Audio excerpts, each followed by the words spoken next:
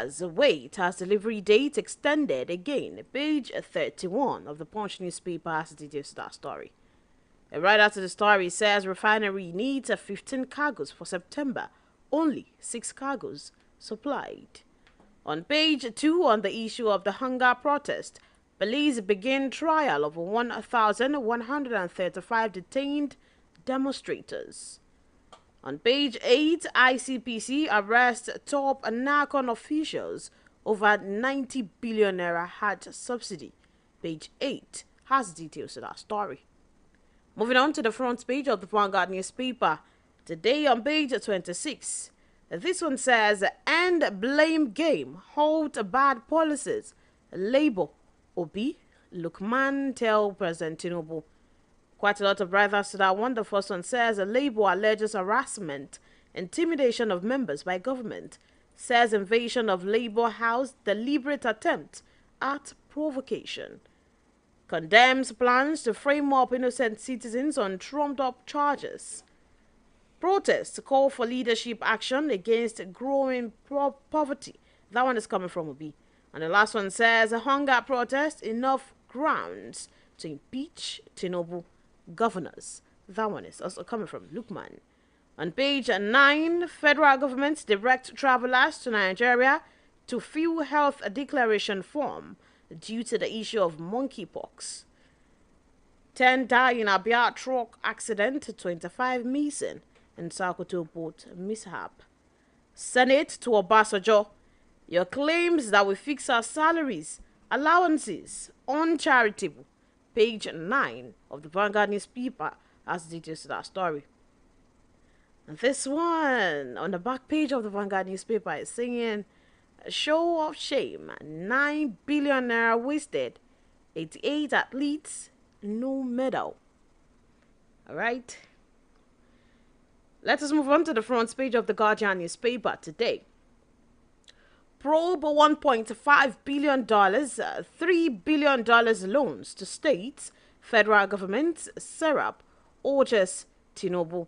The details of that story is on page 5 of the Guardian newspaper. Police press courtesan, cybercrime charges against protesters on Joke Banjero candidate. Page 7 has the details to that story. How Tinubu hurriedly terminated CBN's special investigation. That one is on finance and economy on page 15 of the Guardian newspaper. NLC demands apology from federal government. Police over raid on headquarters. Page 4 has details to that story. National Assembly pushes back on pay storm as Obi others flay cost of governance. Page 6 of the Guardian newspaper. Edo Refinery decries NNPCL's failure to supply crude. Page 29 has details to that story in the Guardian newspaper today. Alright, this story is alongside others are what we have that has been making the rounds since yesterday. And of course, Maestro will help us with the analysis right now as we kickstart the program proper. Good morning, Maestro. You're welcome. Good morning. Hope you had a great weekend. Thank God for his mercies. As always. All right, then. Let us pick it up from this story. Saying that NLC is demanding apology from federal government and the police over raid on headquarters. Apology. And also, let us not forget that and this morning in the Vanguard newspaper, we have coming from Labour saying that intimidation of members by government, that is according to saying that the invasion of the Labour House is a deliberate attempt at provocation. Maestro, I thought we said the only issue with this was the warrant issue, not that they went there. They're going about it the wrong way as far as I am concerned. They shouldn't be asking for any apology if they feel, strongly that their rights have been infringed upon.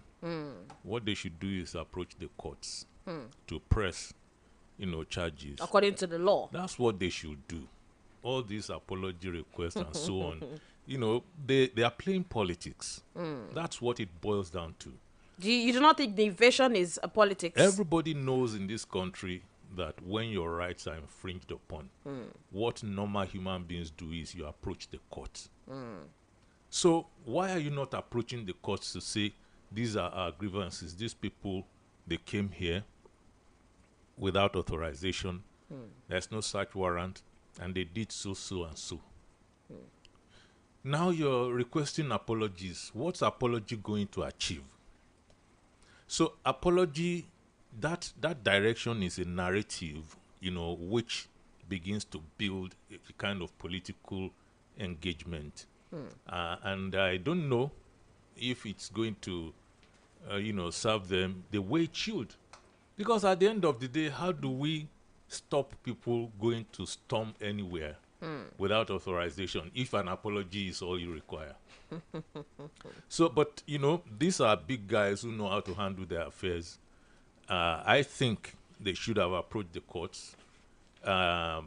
If they are convinced, because what we're hearing from these other guys is we didn't send men there. The DSS says those are not our men. So I don't know who has really come out to own up to say, okay, we are the ones who sent people there. These are the reasons we sent people there. But they are convinced, and they might be, who knows? They might be right.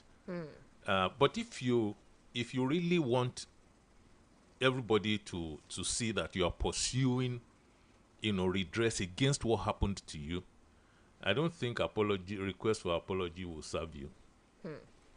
Or you do not think maybe the invasion was a political? That's why they're going about it this way. Well, if you're looking at it that it's political, you can talk to me about that, and then we can discuss.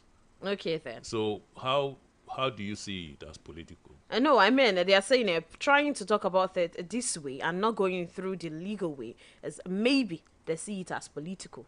I don't know how they see it. I'm just talking about what they have done. What they have done is to request an apology from government. And I'm saying an apology from government will not treat that issue properly. Because let's assume that government even comes out to say, oh, we are sorry about that. Then that's all. Isn't that all? Then we go about our different businesses, right? After the apology. How does that make sense? So every time somebody comes to storm anywhere, we request an apology. That's not how the society is set up. That's not how the instruments of seeking redress is set up. What you're supposed to do is to approach the court. Look, I understand whether the court is even going to say you are right or wrong is another matter entirely. But you would have been seen to have done the right thing, which is go to court to say, these guys came to our place, they stormed the place, they invaded our privacy, they didn't bring any kind of warrant, and all that. And then the court will say something, so we know how high or how low, we are in the scheme of. But all that is not, you apologize for coming to storm us. Why did they go there? What did they go to do? Because I don't understand why the president will look at himself and say, okay, the next thing I should do now is to go and storm Labour office. What actually happened? And what are they looking for? That's very important. That's key. But more importantly, you access the place forcefully without any warrant of arrest. And I'm really interested in that because that is what is going to open the door to other issues. All right, then. We also have the Labour coming out to say that they alleged that since President Tinubu took over the reins of power, he had engaged in harassment and intimidation of Labour leaders, which this one is also part of. So they do not. So why did they do the three busas if he has been harassing them, if he has been making life difficult for them? You see, this is the problem I have with our people sometimes. You have, academics in the academic setting. You have a lot of people who annually would always give honorary awards to people. When they give these honorary awards, it's usually not for nothing. There's something. So they do it yearly. And most of the time, they give these honorary awards to politicians, people of means. And afterwards, you see ASU going against some people that you've given honorary awards. Isn't that something? So, and that's the way we are. So if you stood in front of the whole world only day before yesterday and you gave 3 busas and you were, happy and everything, everybody was, happy. And today, now you are recalling you're telling us that he's been harassing and he's been doing this to labor and that to labor. You should have told us on the same day. That's what, because I don't know. I don't understand this. Since he became president, he's been harassing labor. How will be really enough instances? It's quite possible. Maybe they are telling the truth. But I will really love at least 5 instances where he's harassed labor. Before I say, since he got there, this is what he has been doing. And that makes a lot of sense. Then we can enter that, Before we can say it's deliberate. we can go into that conversation and begin to say, okay, this is true. But we say these things. And that's why I told you that, I see more of politics in this thing. I even read something yesterday that they were giving ultimatum and list and so on again. But I know they can handle their affairs. And they are not too far from one another. We're just wasting time over these guys. They know how to say to themselves. They are going to resolve everything until the next one. Another thing they said is the fact that for this this protest to go on while you're on a seat, they said it is enough ground to impeach President Tinubu and also the governors. Who said that?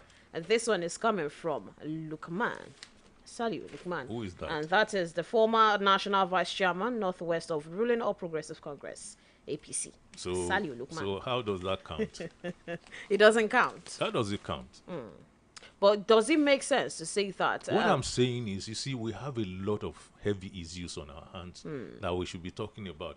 Anybody could just pop up in front of his house and say things. Get a journalist to put a microphone across and say something. Are we going to now be, going house to house and, yesterday people who are no longer relevant and who are seeking their own relevance.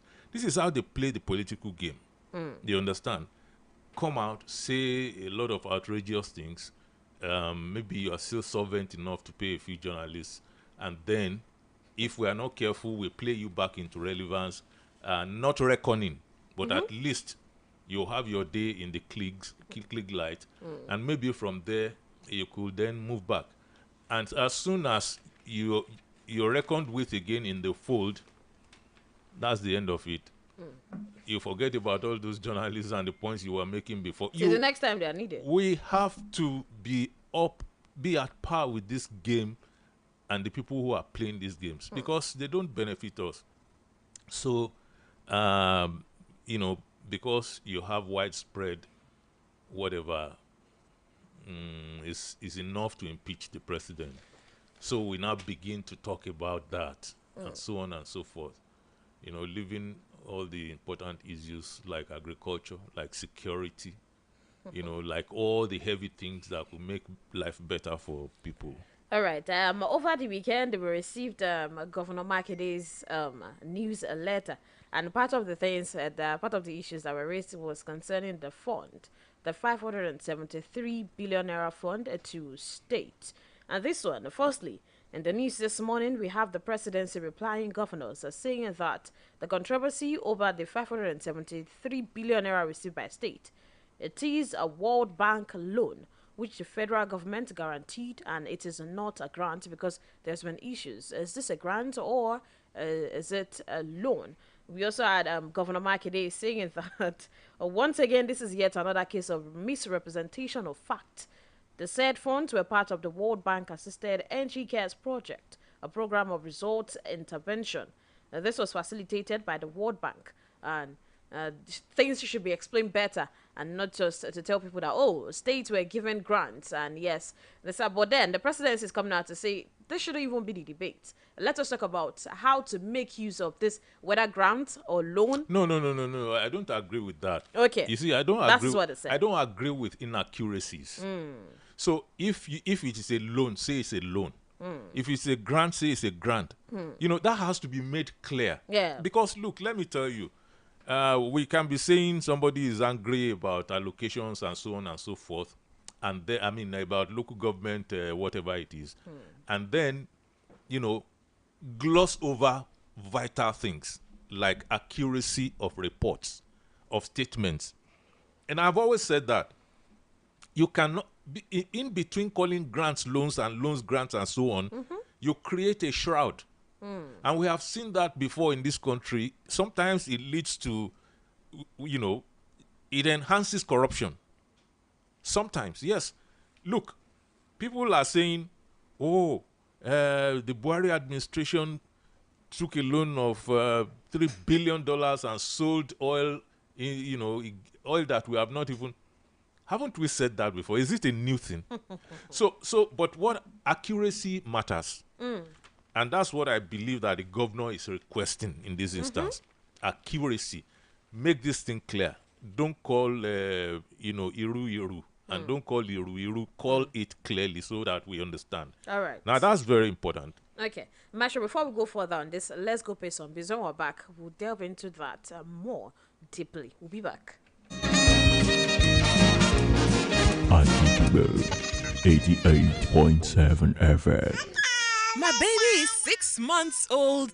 Oh my! 6 months old? Wow!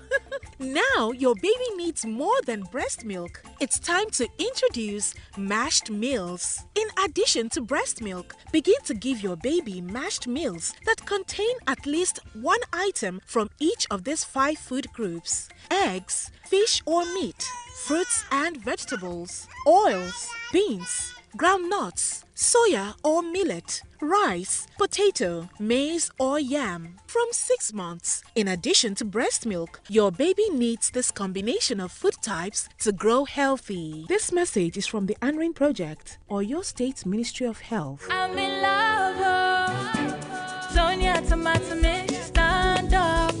Is it to open? Is it to squeeze? Is it to scoop? And is it to stir? Sonia tomato mix in a new stand-up pouch. 18 months. 18 months. 18 months. Mr. Man, what did they happen for 18 months? Nah, Hero Hunter, they are giving 18 months warranty on their motorcycles. So a whole 18 months. 18 months warranty on their Okada? You sure say you know what you dey talk? Warranty na agreement when they follow product come. So sure say it stand well. Most machine na 12 months warranty them they get. But the Hero Hunter warranty, senior all of them with correct 18 months warranty. Complete 1 year and 6 months. You no go spend copper from your pocket to repair your Okada engine. Na Hero Hunter go carry am with full chest. We move. Na Hero Hunter motorcycle we go buy today. Hero Hunter, save fuel, save money. Guys, let's go and get seats at that table with Semovita. Sorry, this table is reserved for the bride's family. Do you know who I am? I'm the older brother of the sister's last uncle who married their first cousin. Everybody wants a seat at the Golden Penny Semovita table. Golden Penny Semovita remains my soup's first choice. It's made from premium wheat and fortified with vitamins and minerals to provide a wholesome bowl food that pairs well with Nigerian soups. Golden Penny Semovita, my soup's first choice. Akitibo 88.7 FM.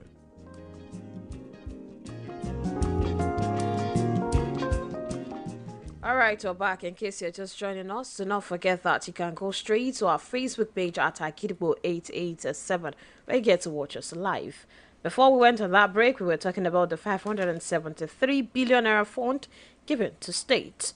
In Governor Makede's newsletter, he stated, in quote, "The World Bank facilitated an intervention to help states in Nigeria with COVID-19 recovery. It cares and means the COVID-19 Action Recovery Economic Stimulus. It was called a program for results because states had to use their money in advance to implement the program.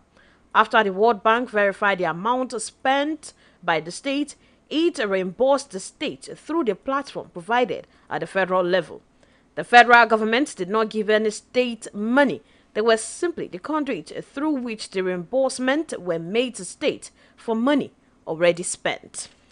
End of quote. Right, and we have the Senior Special Assistant to the President on Media and Publicity, Temitope Ajayi, saying, "I think the issue is not whether it is a loan or a grant.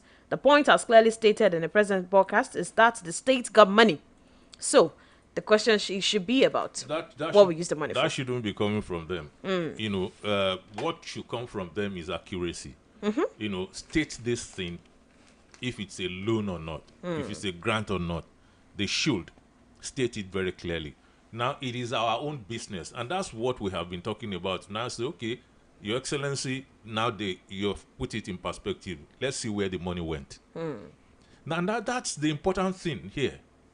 I understand that's the key thing here, that, okay, this is how the state spent the money. And that's what I'm saying about everything. The federal government, the state governments, the local governments, everybody has to be explaining. In fact, beyond explaining, it has to be very, very transparent. And it's possible to make these things transparent. But we have not been doing a lot of that. You know, it's something that we can say, okay, you know, this is the budget, and we followed. Sometimes we even say things like 98% of the budget was, you know, executed. What happened to the remaining 2%?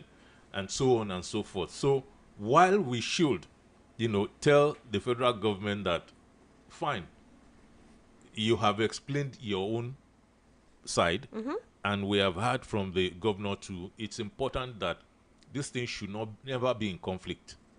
It should be as clear as daylight to people, and that's going to come from your statements, clear statements and grant or loan or explanations. reimbursement. And after that, we can now pursue, all right, whether it was rightly said or wrongly said, you got the money anyway. So what did we use it for? How did it benefit the people? Because, you know, what they are even talking about is this is a COVID-19 something. Recoveries. And look, we never even had any COVID-19 to start with all the noise and everything. But you know that in a way, COVID-19 affected the entire world because it attacked the economy of, you know, the whole world. If it did not waste a lot of people on the continent of Africa, as it did in other continents, but it still attacked our economy. And so there's nothing wrong with this. Is how we put it to use, and the concentration must not be on the federal government alone. Every time, every issue has to be federal government. It must be about the states too. Okay. It must be about the local governments. All right then.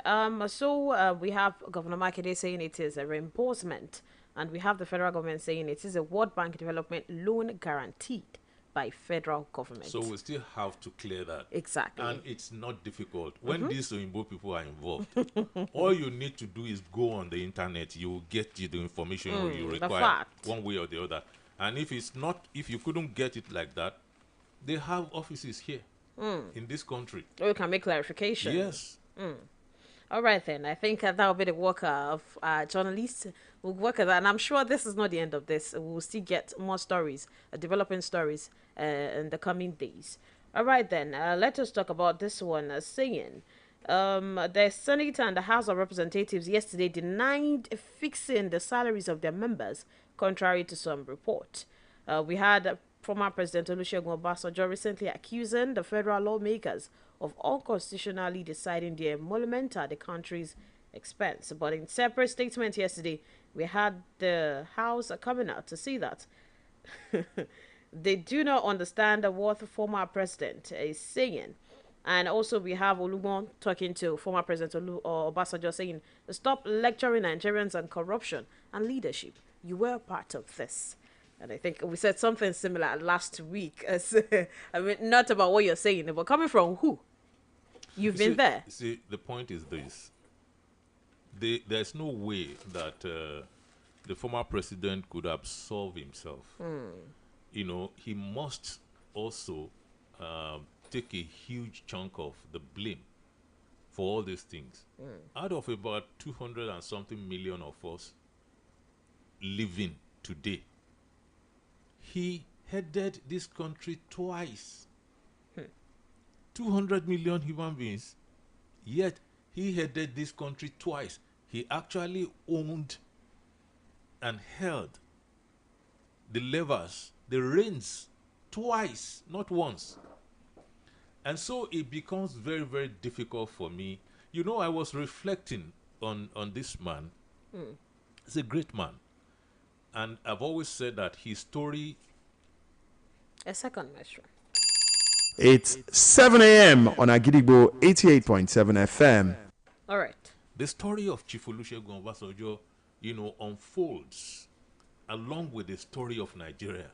The moment he picked his own position in the affairs of this country, eminently so, his story has been unfolding like the story of Nigeria. There's nothing, no big event that he's not been part of. There's no earth-shaking event that he wasn't part of. And you see, for me, in reflecting about him, I recall one day that he held up his PDP card and tore it to shreds in front of journalists that he was done with partisan politics, he was done with this and that. And I knew something was off about it. I knew something was very wrong about that. The political party that you used to put you in the presidency and you spent 8 years in that office, you now have enough disdain for that same political party to tear the card to shreds and say you have left politics. But he never left. He couldn't stay away. Shortly after, they called him the Pathfinder. And he found the path to Buhari's presidency. He was in leadership of that charge. He was the one who gave this country the late Umaru Yar'Adua. Therefore, he was the one who gave this country Goodluck Jonathan. After Goodluck Jonathan, he was the one who he led the charge for this country's presidency in Buhari. The one that he was dead set against is the one that is there right now. He did everything he could to ensure that this one did not happen. Any reason you might want to share on that? But all the other ones that he was able to be part of, he regretted. Every last one that he was part of, he fought Yar'Adua barely a year into. It wasn't a year into Yar'Adua's reign that he started fighting Yar'Adua. He fought Goodluck Jonathan and ensured the end of Goodluck Jonathan's, and then put Buhari.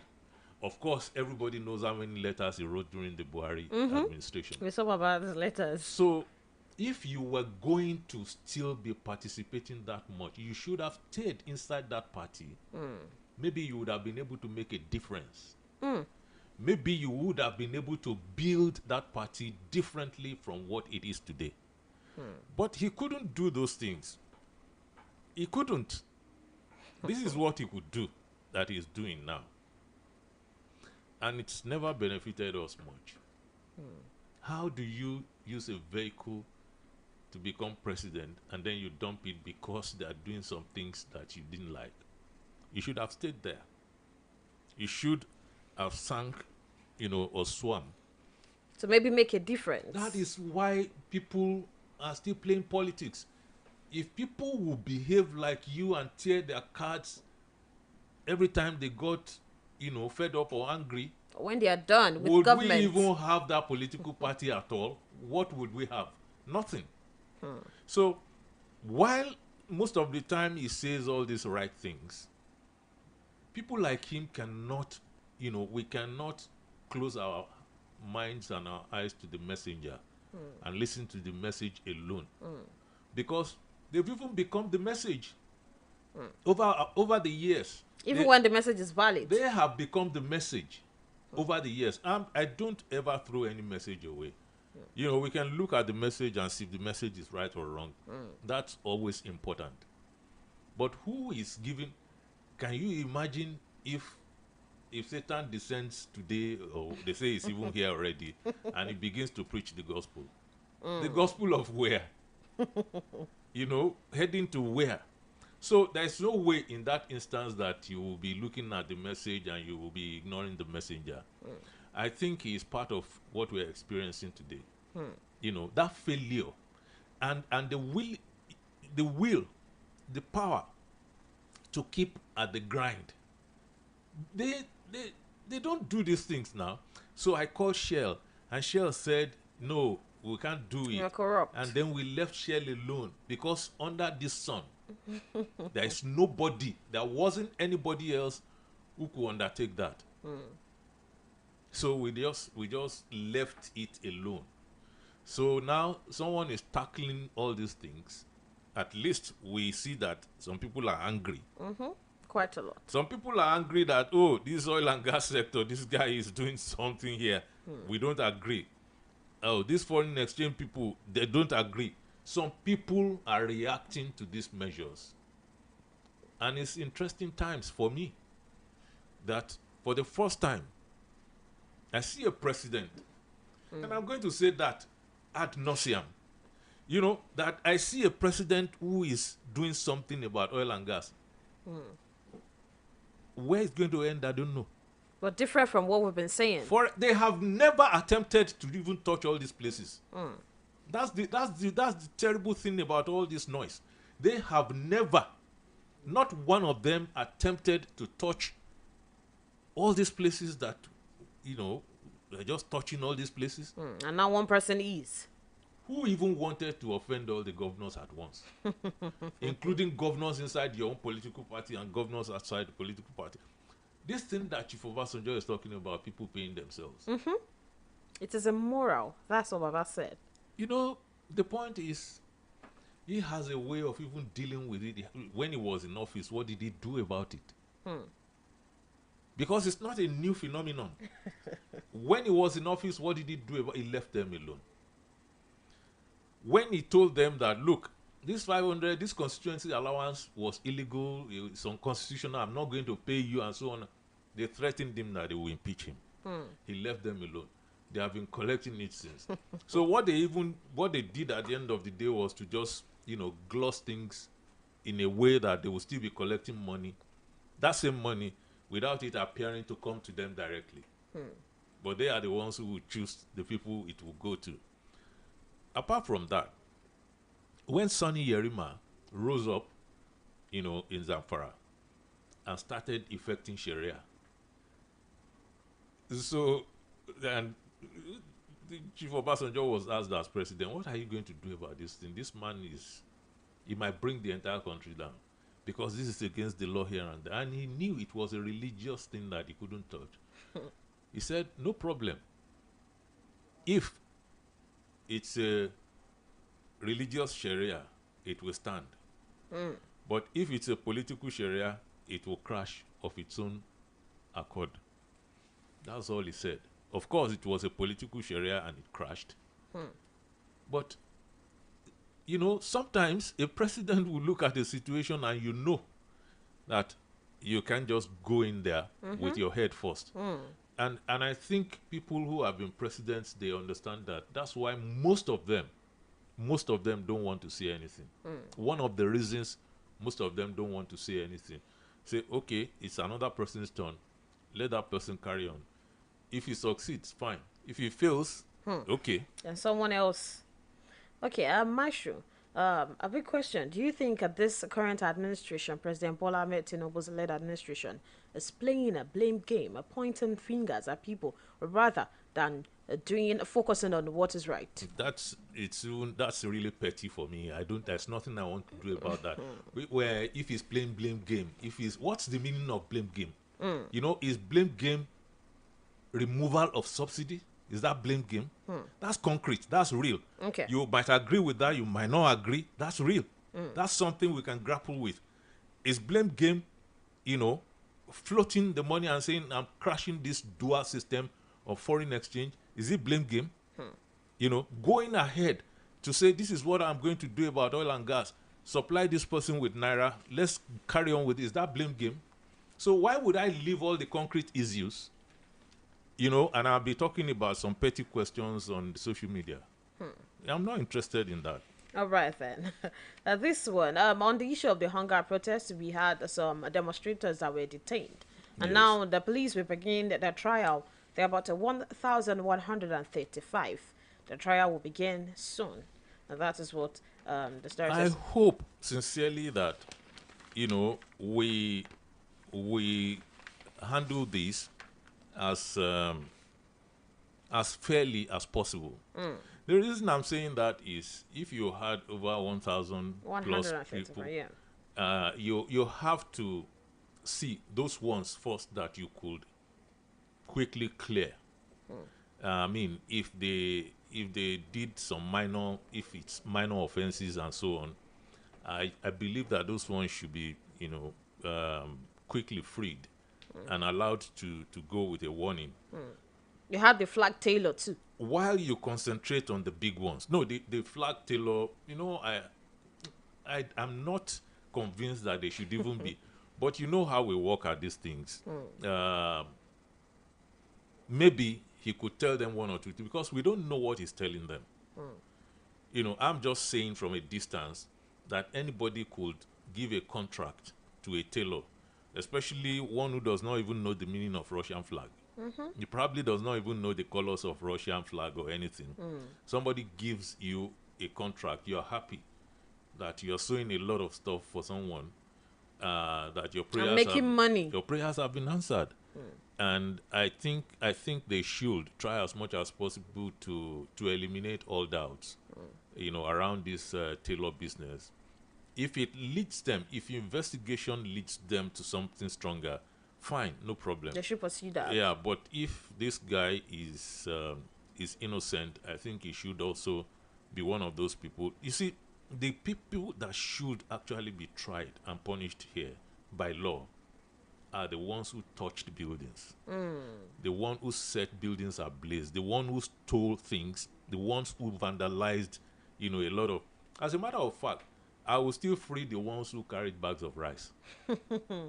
I'm telling you. Because it is hunger protest. And when you see someone who is desperate enough to run into that kind of chaotic situation to go and steal a bag of rice, that person needs it.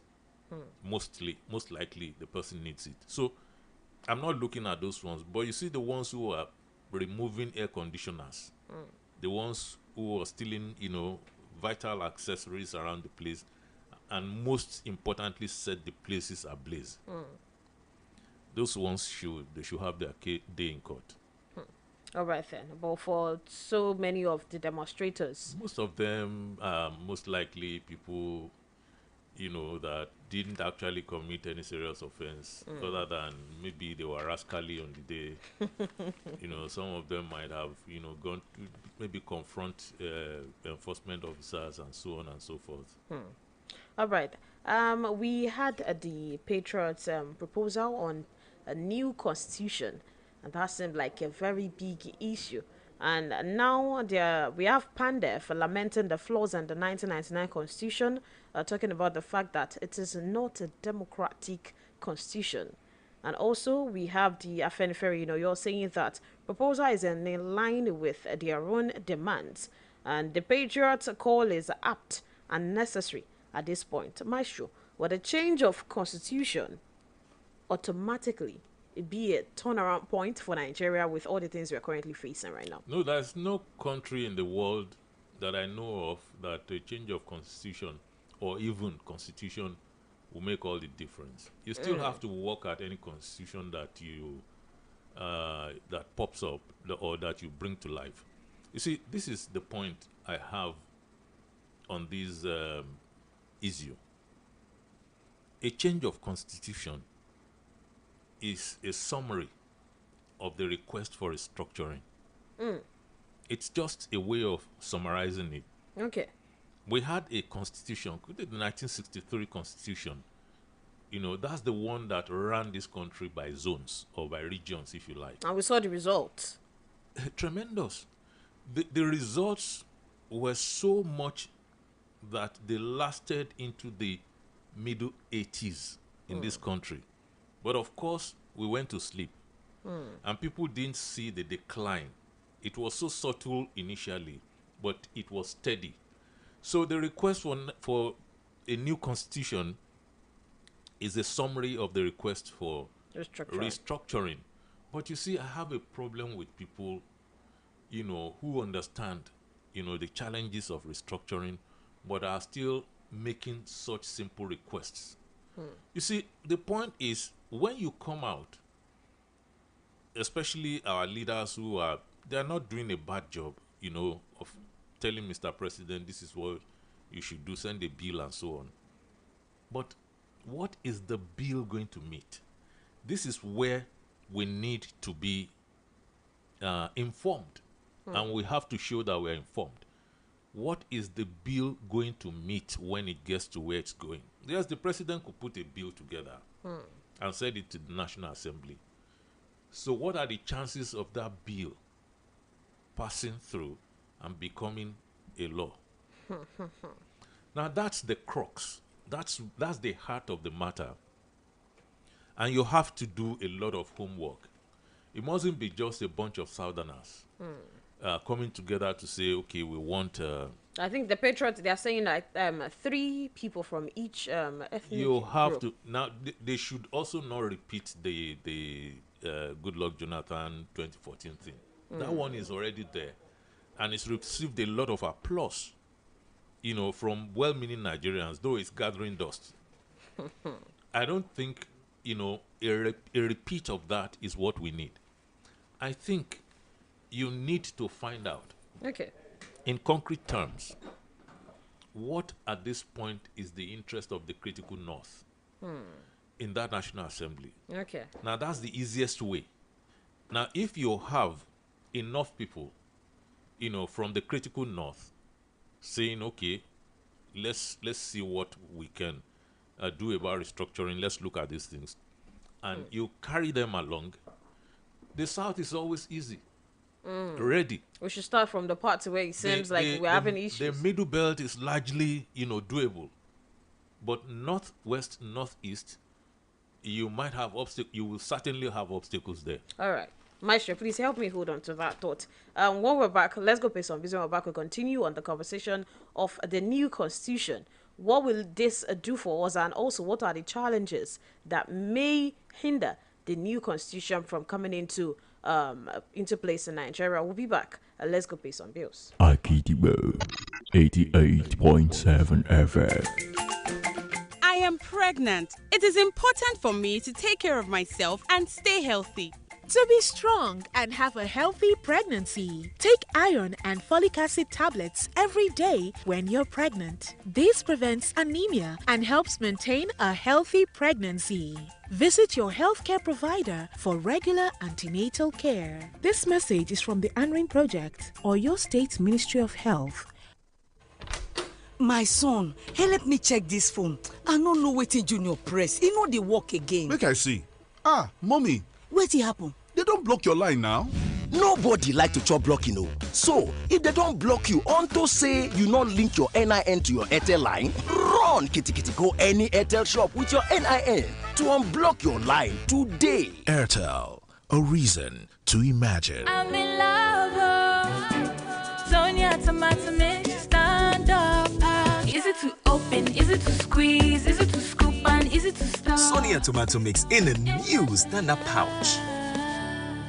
Olójú orógbó ẹlẹ́ẹ̀kẹ́ òbí o eégún tí ń yọná lẹ́nu òrìṣà tí bológbò lẹ́rù kábíyèsí o àyájọ́ ọdún Ṣàngó ló tún kò lọ́dún ni nígbà tó jẹ́ ọ̀run lọ́sẹ̀ ọjọ́ mẹ́rin àkọ́kọ́ nínú ọ̀run nìbọ gbogbo òrìṣà ló fi jẹ́ ìbọ tọdún ni yóò wọnú ara wọn ni ọjọ́ kẹjọ oṣù kẹjọ láàbò Ògún ọjọ́ náà láti ti sọ lórí ọdún ní gbangba ní Kòso ọjọ́ Ṣàngó lọ́jọ́ kẹsàn-án ní Kòso kan náà láti ṣe é ọjọ́ kẹwàá ni Yemọja ó tòdò wálé dídá láàdá fá òrìṣà tí Yemọja ó sì tò lọ́wọ́ ọ̀wọ́ wọ ààfin lọ́jọ́ kọkànlá kùtù àìlábàdé lọ́jà kẹsàn-án lọ́jọ́ kejìlá bẹ́ẹ̀ náà láàsì tún bọ láàróyè lọ́jà kẹsàn-án kan náà ni ilé olóògbé dúró ládé pọ̀ lọ́rọ̀ àpilẹ̀kọ ti wáyé lórí ohun ìní Ṣàngó ọjọ́ kẹtàdínlógún ní ọjọ́ àṣekágbá ní ààfin ikú bàbá yèyé níbẹ̀ làwọn lóókọ lókè àtàwọn aṣojú orílẹ̀-èdè míì káàkiri àgbáyé ó ti máa wà ń kalẹ̀ igbákejì gómìnà ìpínlẹ̀ Ọ̀yọ́ amòfin Báyọ̀ Làwà ní olùgbàlejò àgbà àjọ UNESCO ìjọba àpapọ̀ àti ìjọba ìpínlẹ̀ Ọ̀yọ́ ló ṣagbátẹrù ẹ̀ gbogbo ẹ̀yin ènìyàn iléeṣẹ́ àṣọ òun ìrìn àjò afẹ́ tìpínlẹ̀ Ọ̀yọ́ ló ń pè yín pé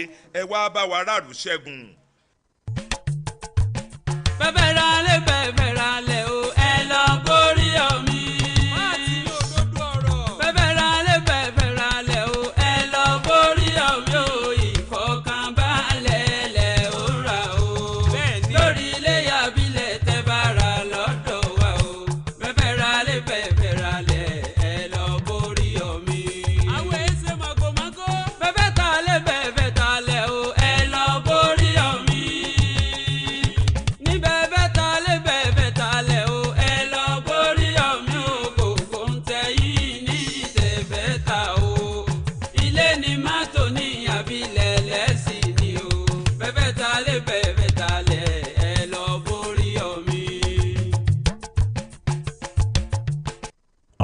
Akitibo 88.7 FM.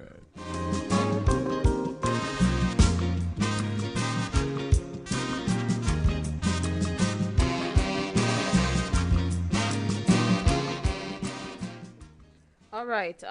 In a quest to draft a People's Democratic Constitution for the country, Maestro was telling us before we went to that break that we need to attack some things first and ensure for easier access to pave the way to make things go more smoothly.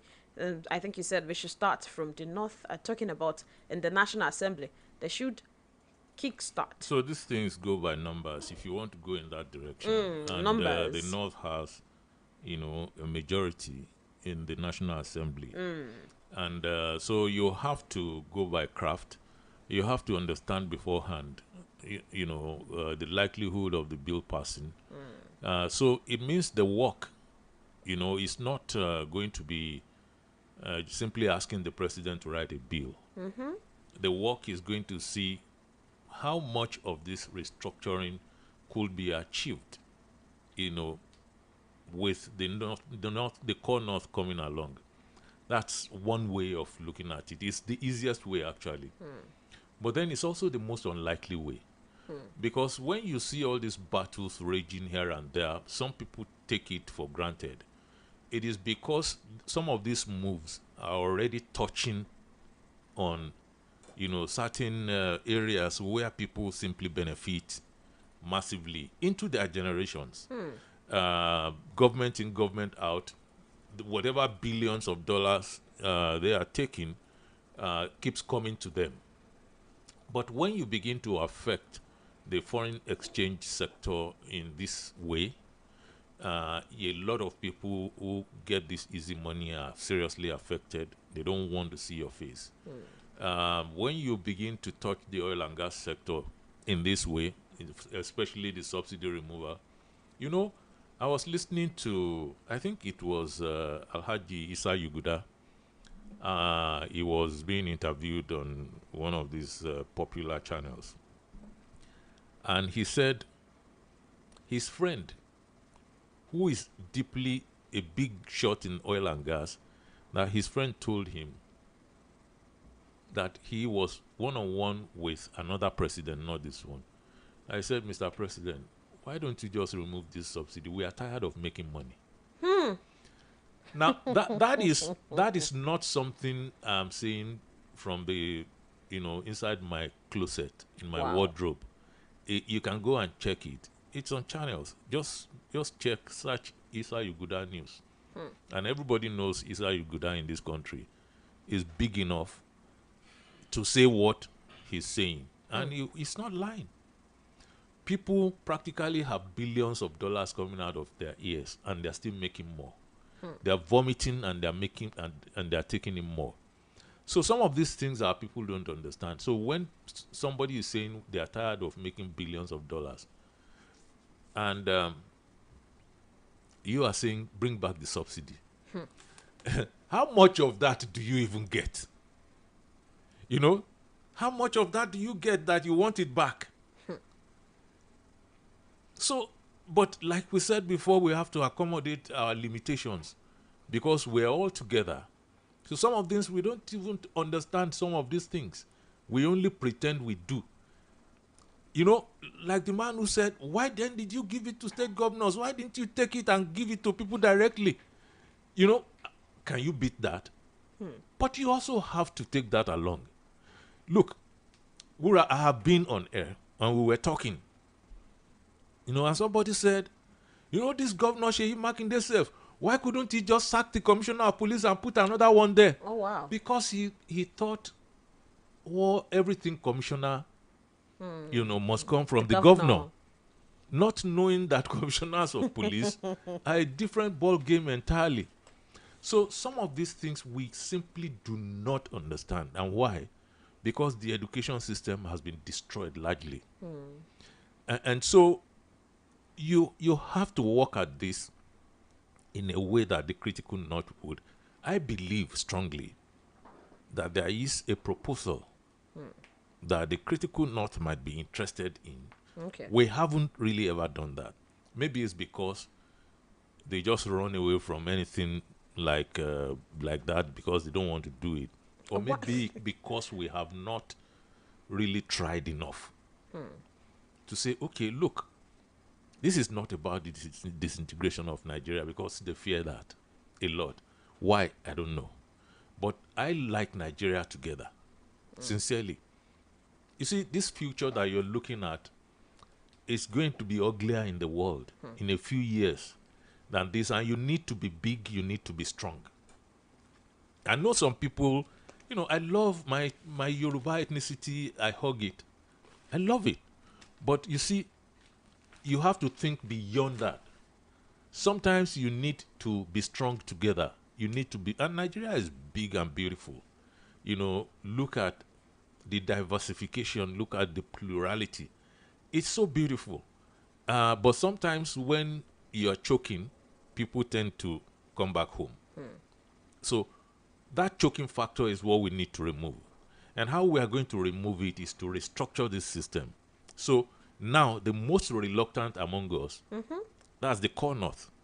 And you have to sit down with your brother at some point to say, let's look at this thing. Where are your fears?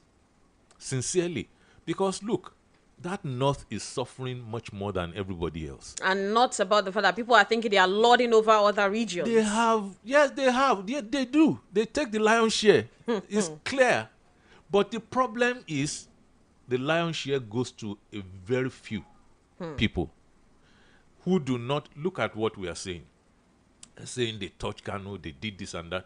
Why didn't that happen in other places? Because in other places, people are taking care of their generations. And largely in the north, the northern kid is living on the streets. So there are always going to be people like that who are prepared to do those things. And it has to also, that situation must change. And the way to change it now is to restructure the system. So I'm saying I do not believe that we don't have people who are interested in restructuring in that core north. But are we engaging them? I'm not talking about, the likes of Malam Nasir El-Rufai, who is he wants to be president in this kind of situation, which is fine. That's not a crime for a Nigerian to want to be president. But he knows, because that's a very intelligent person. He knows what you put your intelligence to is another matter entirely, because it's a neutral factor as far as I'm concerned. But he knows that if he parks his entire resource times 10, you cannot develop Nigeria and make it progress and prosper on this structure. Because it was a structure put in place for us. The failure of Nigeria is the success of the puppeteers. And you can see practically where the money flows to. During one of his campaigns, I think his first campaign, Donald Trump said it.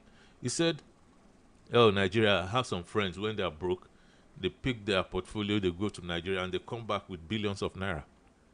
It's not joking.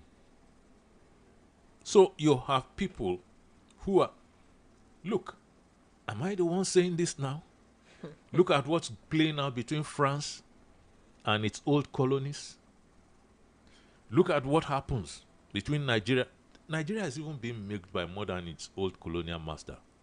It's not only the British anymore. It's also the Americans. It's also the Chinese. It's also the Indians. Everybody is here. Does that not question our independence having in all fun. forms? You see, that's what I'm saying. That we need to redo. But for us to redo, we have to contend with people who are already the owners. We are not the owners of Nigeria. Nigerian citizens are not the owner of Nigeria. I hate to tell you the truth like this. I hate to tell you the truth. Because if somebody has $1 billion, just $1 billion, imagine how many of us that $1 billion will serve.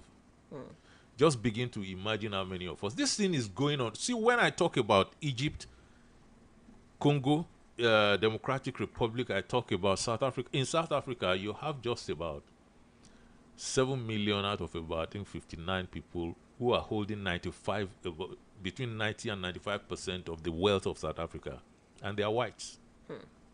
So it's like apartheid never, left. Although if you look at the level of education in that place too, they are only enchanted by asking one South African Nigerian not to contest. That is when they come up in arms. But they are looking at just a few white people holding over 90% of their economy in their few hands. Maestro. Yes. We are not in control of Nigeria. The people? Yes. No. We are not. We are not. We are far from being in charge. The truth of the matter is, if you were in charge, do you vote people into office and you remove them by votes? No, that's why the politician does not have any respect for the people. But we do vote every 4 years. Yeah, don't you vote at your local government elections too? And I always use that as an example, that your local government election, that is your election in Nigeria. So if you know how to find your way around winning Nigerian elections, it's your way. You will find your way there. Because but this election, the electoral system is a mess. Every 4 years, we see spend on it. And this is even bringing questions concerning the new constitution for some people saying, please, whatever, do not go to spend our money on the issue. We need to have a new constitution. It's not even your money yet. You have to own it. Because, you see, we are delusional. When we begin to stake some kind of ownership or this and that. Do we not have the ownership? It's not real now. You see, what's happening to it is not real. And the way to make it real, you understand, is to go zonal. Restructure so that you and I could deal with one another. Because do you see how the National Assembly, especially the Senate, is just becoming a resting place for ex-governors? When they're done. When they are done, when they finish dealing with you for 8 years, they go on and enjoy themselves. They don't really, that money that you are talking about, they are in a special class in that place. They're in a special class. And they cross their legs. Look, what else could they do? Because most of the people there are in retirement age. So whatever you didn't do in your prime is now the service you are now going to render Nigeria. On what's supposed to be even part-time. So it's not real. And this is the painful, the points which we should be discussing as the people of this country. We don't. We are just running around one pseudo-presidency. The presidency, which is constant. Different from the president. It's constant. So this president, at some point, will leave the place. The presidency will still remain. Another one will come there.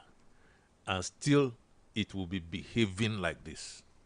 Because of the structure. Or worse. Because of the structure. Yes, the structure is intact. And it's meant to benefit the people who they called Nigeria into being. They are the ones who called... Nigeria didn't come into being. No, they called it into being. They called Nigeria into being, by the decree of the king.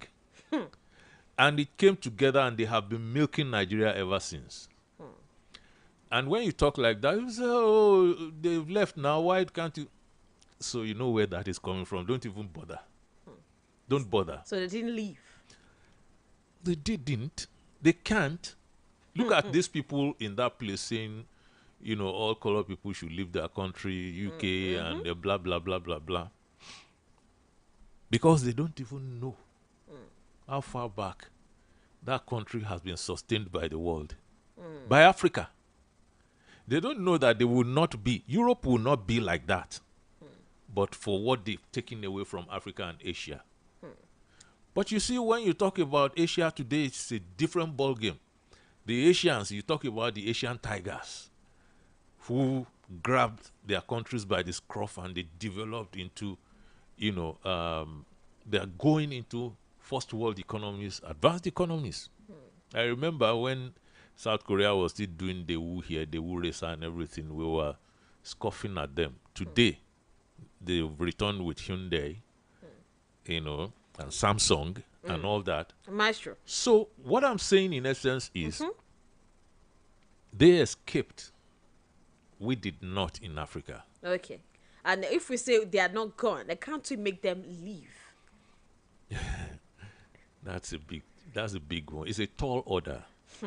And making them leave will entail a lot of things. And I assure you, it's not what they are doing in Mali and all this Burkina Faso, because you know, I think that's not the game. And in any case, it's not one of the key points by which they are holding Africa down. They have South Africa, they have Egypt, they have Congo Democratic Republic, they have Nigeria. So, and for as long as those key points are not able to, work out a formula of freedom, they will keep taking till the end of time.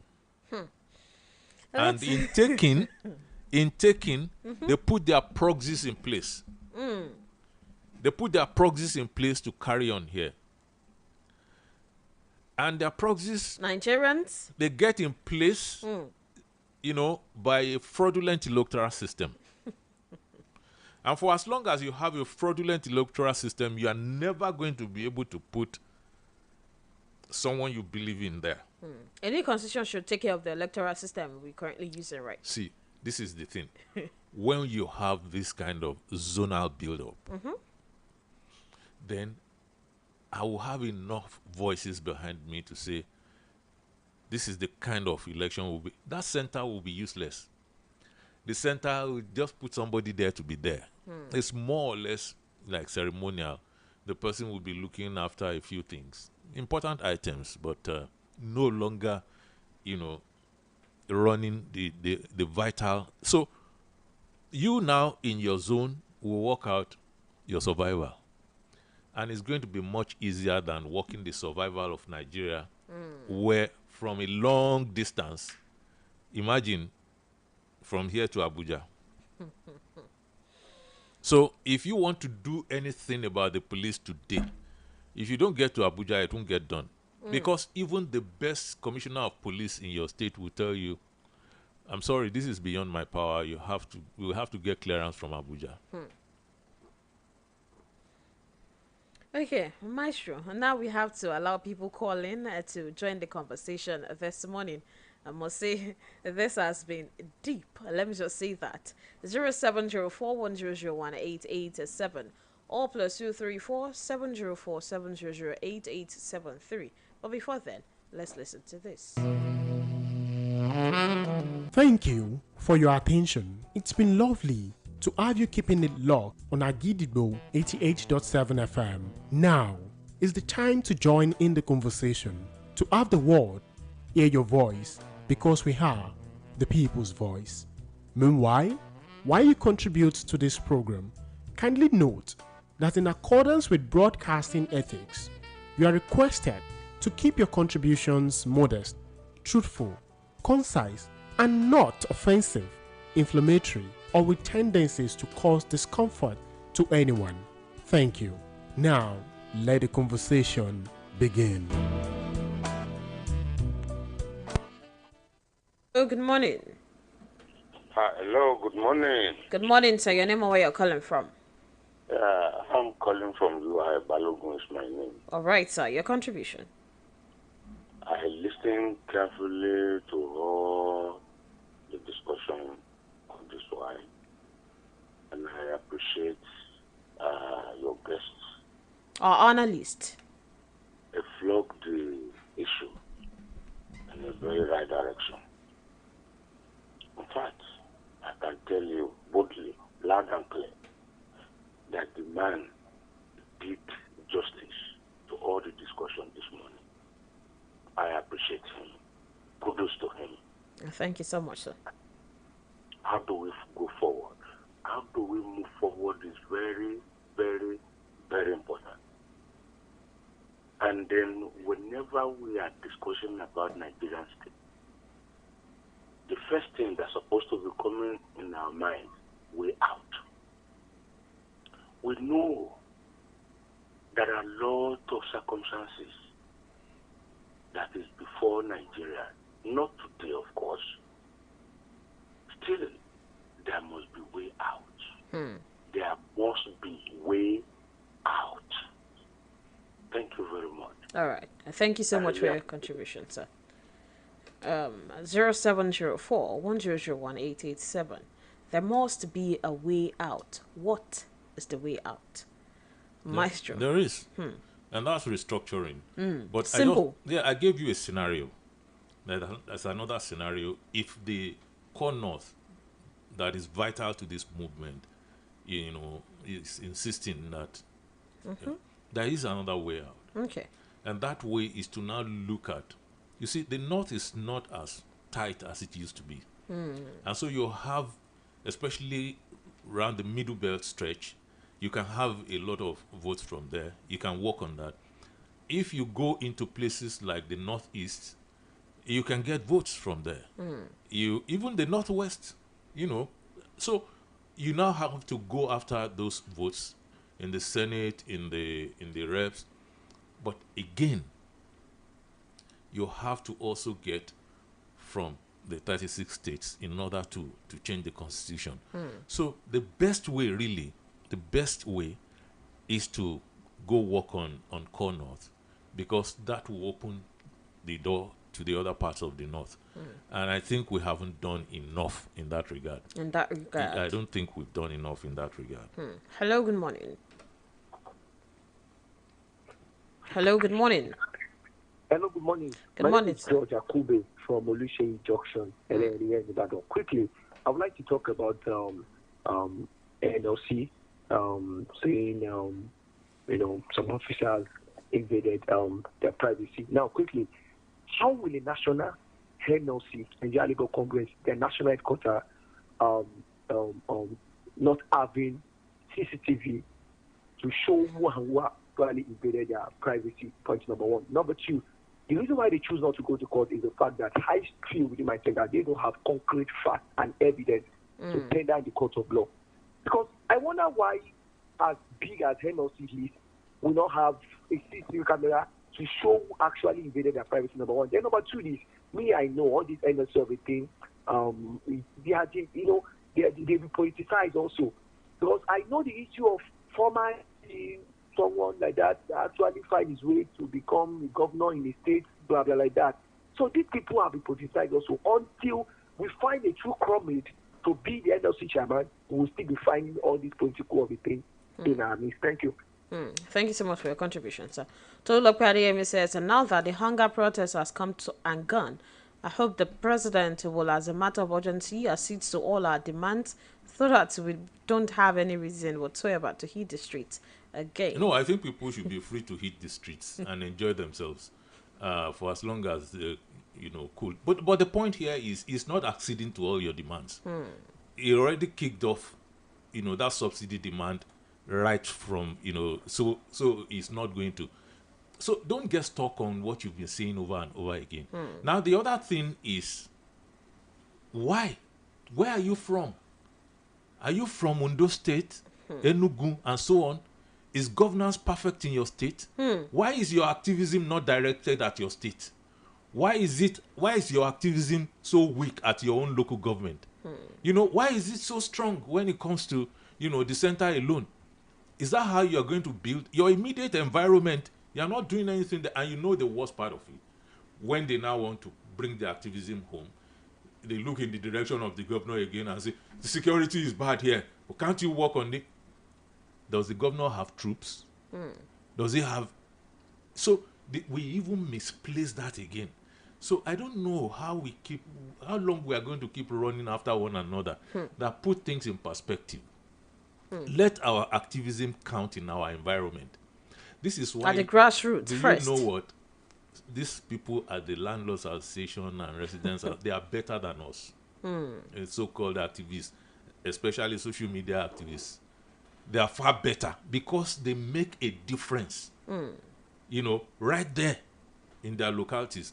And if those people are talking about Nigeria and the rest of it, we should even listen to them more than all this wake up and type.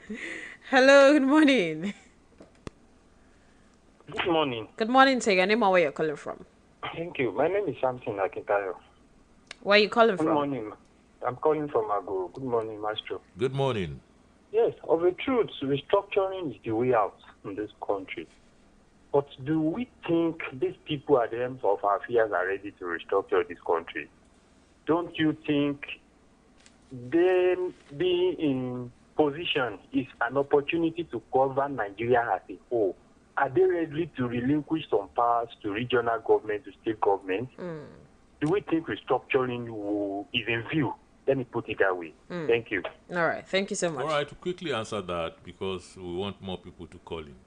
The point is, it's not so much what they are willing to yield. It's so much what you are willing to take. Because there's no way, and I said it, if I was born into a home where automatically some oil wells belong to our family and I'm rolling in millions of dollars or billions of dollars, do you think I'll just say, oh, I love you guys so much, come and take this away? Naturally. So I'm going to do everything possible to ensure that that continues. That's human. But we, who are lacking so much, are the ones who have to rally, come together and do everything to take whatever it is that we want. That is it. Because for as long as we are going defeatist to say, yeah, they won't give us, then they won't give us. It's as simple as that. But when the pressure gets high... That is it. So that's why it pains me so much that we are going to contest on ending bad governance. It's meaningless. We should be coming together to say we need restructuring here. Now, look at Chief Emeka Anyanku. That's an old man. And he's been making the call. He's still moving to do this kind of stuff. And it's a shame on this generation, even my generation, that people as old as that are still doing this thing while we are just scattered. And we are talking about, all these things that wouldn't happen. All right, we have to go pay some bills now. When we're back, we'll continue the conversation. But before then, Babatunde Olufade says, give an example where any person has approached the court and that person got justice. We'll be back. Akidibo 88.7 FM. I'm in love. Sonia tomato mix, stand up. Easy to open, easy to squeeze, easy to scoop and easy to stir. Sonia tomato mix in a new stand-up pouch.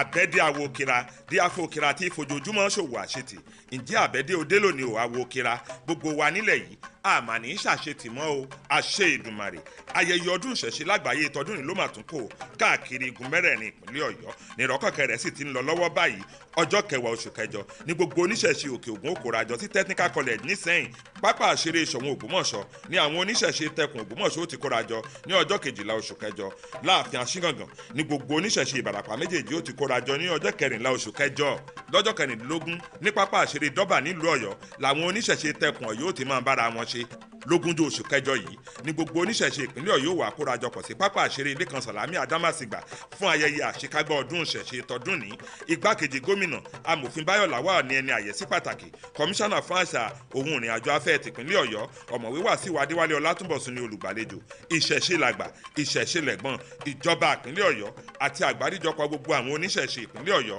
ló ṣagbátẹrù ẹ̀.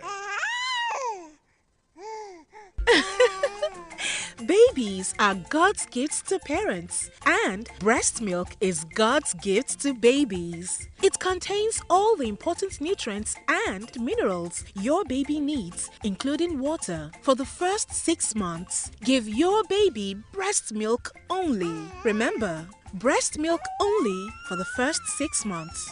This message is from the ANRIN Project or your state's Ministry of Health.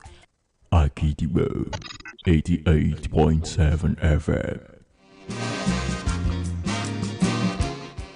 All right, so let's go through some comments. To look at it, says, after reading the newsletter of Governor Makinde last week, I have come to a realization that the President Tinubu-led federal government has resorted to using the outward show to hoodwink the people. And then another comment right here on the Facebook page. This one, we have quite a lot of good mornings. And this one from Ifayemi Ogun says, NLC is on the right track.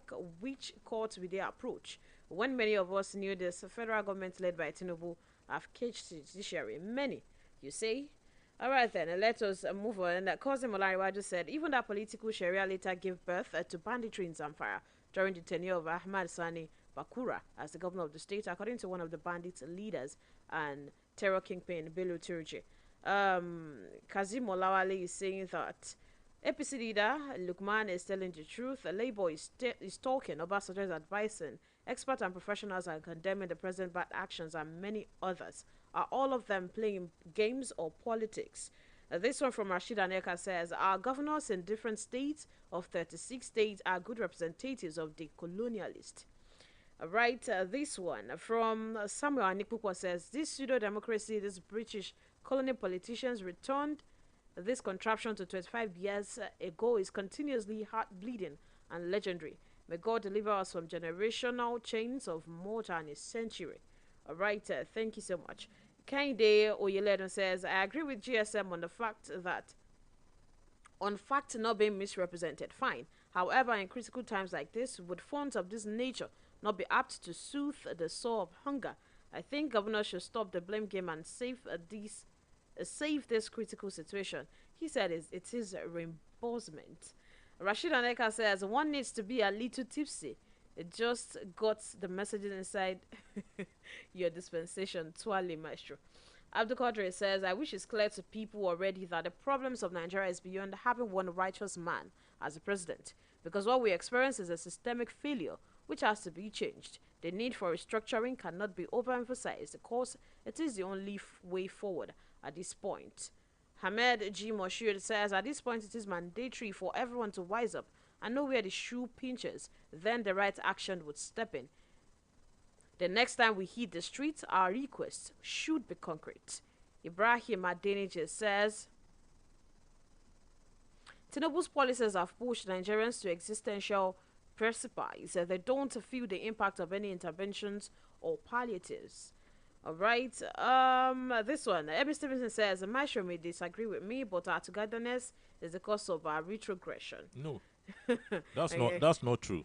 He said. You see, and I must talk about that. Mm-hmm. That is not true. Your togetherness is not, the reason for the problem you're going through. It is because we are not looking at that union, not unity. We're not looking because there's no unity anywhere, but there's a union, and we should look at that union and then effect the best way to run it. Make the most out of it. That's what we need to do. Nigeria is not the only country where you have French Canada, you have English Canada. And Canada is one of the greatest countries in the world. It's one of the, largest economies in the world. And they're running fine.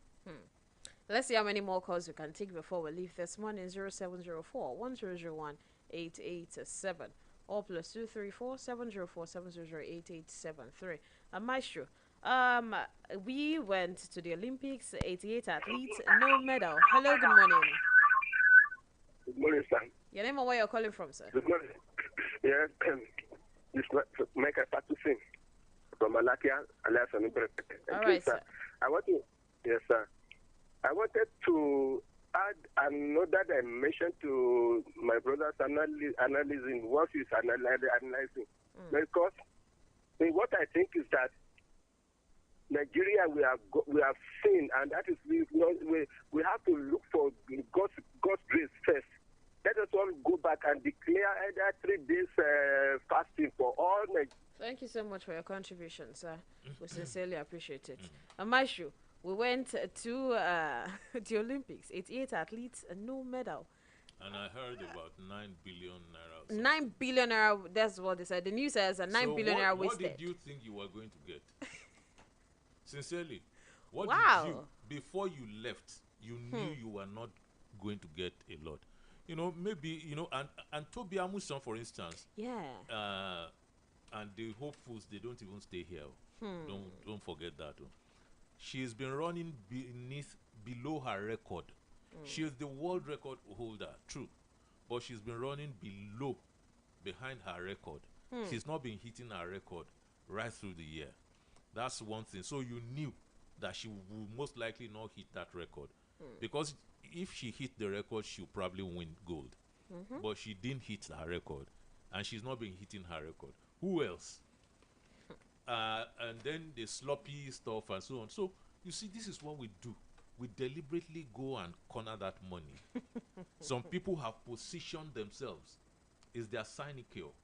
They will corner the money, spend like half of it, and life goes on the way it goes. And we had other Nigerians that won medals for other countries. The problem here is, I wonder sometimes why we bother.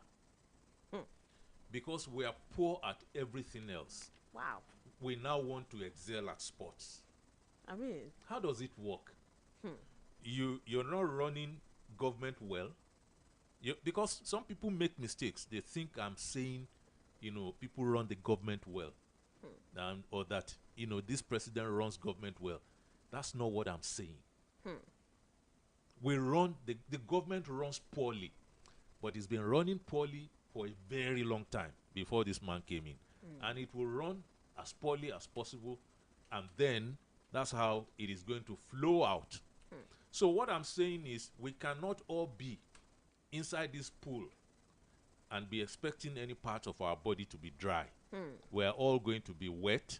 So the spots cannot be dry while the entire body is immersed in this pool. Okay. I get that now. Thank you so much, Maestro, for doing this with me again this morning. Tomorrow we'll be back to discuss more about Nigeria. My name is Wuraola Yusuff, and I'll see you tomorrow. Have a great week.